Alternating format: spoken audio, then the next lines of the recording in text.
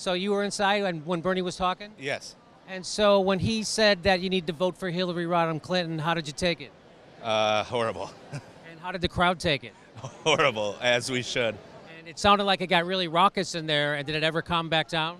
No, everybody kind of, there were little cheers when he was ending his speech, but I think that changed the whole mood of the field. Did he give any direction for what he wants you to do going forward? Well, he wants to fight for his progressive agenda, most definitely. Did he say how to do that?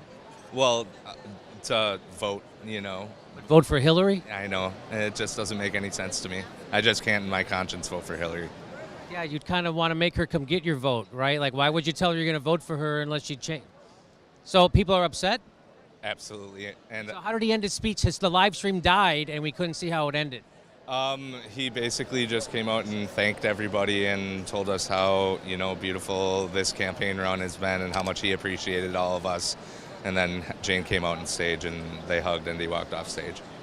Oh, and was there a cheer or was it a melancholy? People started cheering, "Thank you, Bernie," and then did a clap. And so what do you think? I mean, polls show that the majority, like 80-some% of Bernie supporters will vote for Hillary. Do you think that's going to happen? I don't think that's a fair poll at all. No. How about yourself? I'll go green before I go with Hillary. Even if Bernie told you that we have to defeat Trump and fascism and... Absolutely. I just can't, my conscience wouldn't allow it. And what's your name? My name is Joshua Renner. I'm a delegate out of Wisconsin. So what is your name? Adam Woodhall. Adam, that's quite a hat. Secondly, I'm going to take you seriously anyway. Now, you were inside. Bernie said, can you tell us what he said? Yeah, Bernie kind of hammered it home that we're still continuing the movement regardless of what may happen in the near future. And did he say to vote for your conscience, or did he say to vote for Hillary? He didn't say to vote for either of those things specifically, but he would just want to stay on message that we're continuing the progressive movement. Okay. And how did the crowd take his message? There were chants breaking out every 30 seconds. Oh, yeah? Yes. Very, very encouraging. Chance of? Bernie, no TPP, things along the lines. Yeah, we want Bernie, And so when I was watching on the live stream, he got to the point about, we have to defeat Donald Trump and we have to. I thought I heard him say we need to vote for Hillary. He didn't say that? At least not that I heard, no. Okay. But again, there's a lot of chanting. So if you did say that, I didn't hear it. Was that the part? It seemed like it got really crazy right around that part. So there was booing. Like I was at the Debbie Wasserman Schultz spoke to the Florida delegation this morning. Oh, really? Yeah, I was there too for that, and it was pretty similar. There were things that I may or may not have heard, but there was so much booing. It's really hard to say. So were the Bernie delegates booing Debbie this morning? Oh, very much so. Yeah, we had signs that just said emails that were held up, and they had signs that stated, thanks for your help in quotations out of sarcasm. So she didn't seem too worried, but everybody else seemed surprised. Presumably the Hillary people didn't see it coming. They didn't see her being let go, or are you guys booing her? I didn't think they were prepared for the onslaught of anger that you might say that we brought forth, peacefully. Yeah, but now they're saying that those emails, they're not a conspiracy. They really happened, and there was collusion between Hillary's campaign and the DNC, but now they're saying it's not a big deal. Do you feel that way? Well, if I got caught right-handed, I'd probably say that too. That doesn't mean it's true. I mean, just if the information was released out of their preferred method, that's irrelevant. The information is still true. So are you going to be voting Hillary? I'll decide. As of right now, I'm still voting for Bernie. I'll decide when the time comes. Yeah. And so is there anything she could do to get your vote? Like, is there one or two policy changes or anything she could say that would make you vote for her? She could be a completely different person, and I'd consider it. So when Debbie gave her speech this morning, you're saying that the mainstream media wasn't showing the protesting? Right. So I only watched it briefly. I went back to the room to take a shower, and I just had it on in the background. And they, from what I had seen, at least on MSNBC and CNN, the only ones that I scanned through. Maybe Fox was nice. Who knows, right? So, who knows? But they cropped it out of the frame where all the signs that said emails, and then it looks like they kind of messed with the audio a little bit. Only speculating. I have no evidence of this. But I was there. It was very loud. There was no way you couldn't hear the boos. Yeah, the video footage that I have, you can't even. We didn't hear her speech. No, I couldn't hear a word she said. It was beginning to end, booing, everything. All you heard is us. And you don't feel like the Hillary delegates saw this coming? As he said, the Hillary, Based on the the Hillary reaction, no. delegates Based on the reaction, no. had no ideas. We didn't even know. It was seat by seat of your pants. And just so happens, I got up there with the video camera, and then all these other people started going up there, and we had the whole thing surrounded. They had the cops holding interlinking arms and stuff around the stage. And what was her message? I don't know. I can hear it. Hear a word she said. The one thing I did read, because they had a kind of the subtext from the video when I saw when it's cropped out, is she tried to, at least in my opinion, milk the recent Fort Myers shootings. Are we not Florida? Are we not united? Kind of like nonsense, you might say. I thought we were united. Yes. And you can't even hear. Yeah, please pin me like the victims. Yes. Yeah, that's the interpretation, read between the lines. If you were united, that would mean you would be treating everyone fairly. You can't, right? Well, insofar they have different definitions of terms that like unity. And it's not their fault. This is the Russians' fault, right? Yes. So now, did you hear Bernie endorse Hillary again and tell people to vote for Hillary? Yes, I did. Okay, and how did you take that? I held up this side. There's other options, and I understand that Bernie Sanders, as someone in the position he's in, for him to get as much leeway behind the scenes, he needs to come out and do certain things publicly. That does not necessarily mean that every voter in this country has to compromise their ethics. There are other options in this election.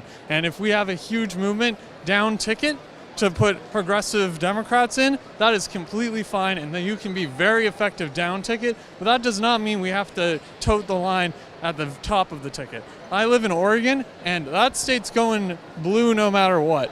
So I feel completely fine voting for a third-party candidate. I always have, and I always will, because I can vote my values. And if you're in a swing state, that's where you have to make the judgment call. But that's what it really comes down to. If Hillary wants the votes of the swing state people where it's going to make the difference, then she needs to adopt policies that will make people want to vote for her. That's on the candidate. I've been saying the same thing for a long time. Why do you think she doesn't reach out to liberals and try to get the liberals vote? Is it because she thinks the rest of the party will shame you into voting for her? I think it's because that's not her values. Like, why would Bernie ever reach out to Trump supporters? You're not going to get any traction there. If you're reaching out to a bunch of people who know that you're just putting out political minutia for them and you're not going to drive home the actual policy when you get your foot in the door, then what's the point in helping you? So do you think the mood coming out of this meeting, how would you describe it among the Bernie people? Still supportive of Bernie and supportive of the revolution going forward, but not supportive of Hillary. But it's not, does it feel like a dagger in the heart when Bernie says you got to vote for Hillary? A little bit. It's painful. Again, I understand that with the position he's in, it gets more leeway for progressive values. And that's the whole point. The point isn't about the man Bernie. The point is about progressive policy. And if doing this got backdoor concessions, like behind closed doors in the back rooms, then I wanted him to do something like this. But that doesn't mean I'm happy about Hillary, and that doesn't mean I will be checking that box.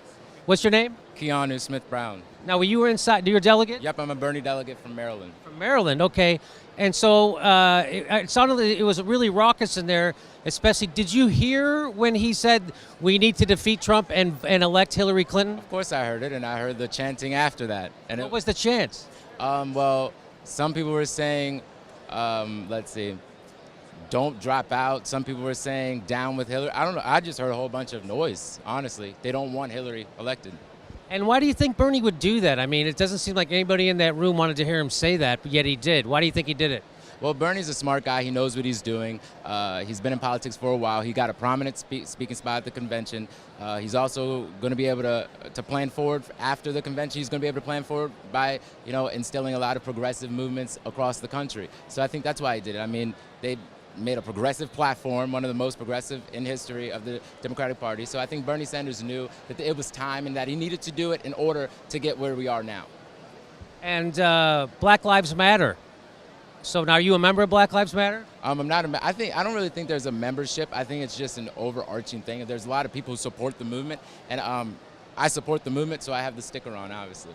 And so, what do you think when you see white politicians intentionally misunderstanding what Black Lives Matter means, and even mainstream news people kind of giving that a platform and not ever pushing back against it? It's seriously just probably the ignorance of them. They don't really understand it, so they don't speak correctly about it. But once they listen and once they understand it, I think they have a clearer view of what it's really about. It's not about saying all other lives don't matter, but it's about specifically saying that what's going on right now is not legal, it's not right, and it's not constitutional to be focusing on one race and shooting us. And it's just a lot that goes into that. It's a passionate issue that I have, but overall, I think it's a mindset thing. And once we get past that mindset thing, we'll be able to move forward from it. And do you think Bernie is there anything he could do to lose support of the Bernie delegates? Well, today I think he lost some support from the Bernie delegates by saying he's going for saying that we should vote for Hillary. But overall, Bernie has a great following. He has millions of people who vote for him, who believe in him. We trust him, and so. I don't think it makes a huge dent, but it definitely makes a dent in what happens and him saying that we should support Hillary Clinton. What is your name? Name's Ryan. Ryan, nice to meet you. You're from Texas? Close, Wyoming. Wyoming. Not really close, but you got the idea. You'd be surprised how many people have asked me that today. Yeah, okay. Well, it just looks Texas. It sure does. I just came from Cleveland. Everybody with a cowboy hat was from Texas. There you go. So now you heard him say that we have to defeat Trump and elect Hillary Clinton. How did that make you feel? I knew he was going to say it. I've been on his conference calls, and I've received emails from him because I'm the Bernie whip for my state. So I knew he was going to say it, but I also knew it wasn't going to go down well, and it didn't go down any better for me than it did for everybody in that room. And so did anybody boo him, or were they just chanting?